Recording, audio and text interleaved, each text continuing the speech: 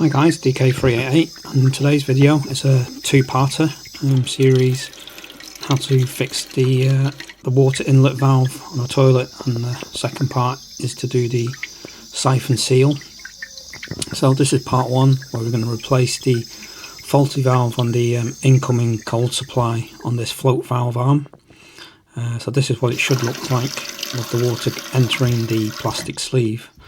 But at the minute it's just flowing out the sort of hinge of the arm. So first thing to do is to isolate the cold supply, either through the main stopcock or the isolation valve, and just check it's off.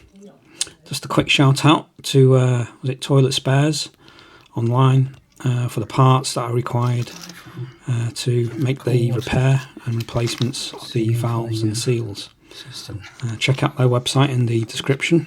So first things first, we're going to remove the sort of plastic sleeve arm, put that to a side, we'll need that later. And on the float arm mechanism, just slowly unscrew the blue nut until it all comes off, and again put that to one side. You might just need to pinch it out the seating and put that to one side. And then the faulty seal, or the diaphragm as this is called, is the sort of area of fault, I believe. So using some pliers just to pinch it and pull it out carefully.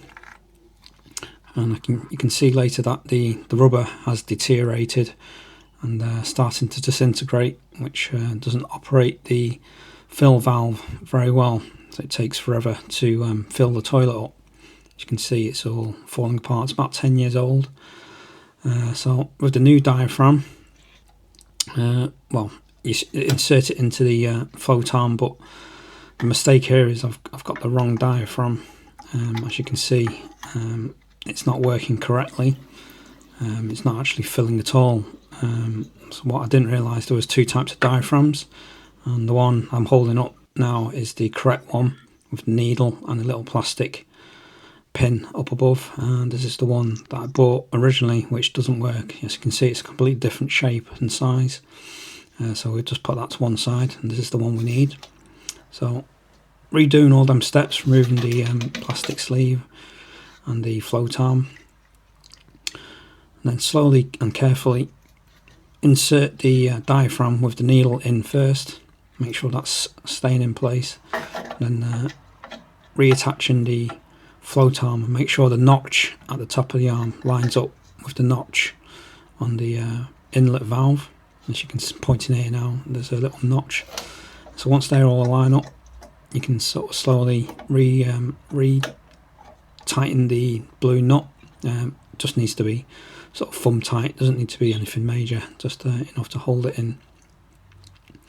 Once that's in, you can reinsert the plastic sleeve, fill sleeve, and then once that's all in place, we can re-energise the cold supply, either through the valve, the stopcock, or through the isolation valve. And the moment of truth, as you can see now, it's operating as it should be, as normally. The float down and the water coming in and entering the sleeve, and then stops when the float is at its level. So I'm just doing a bit of a time lapse here using the flush and making sure it automatically works on its own. As you can see, the float arm stopping the water. Thanks for watching.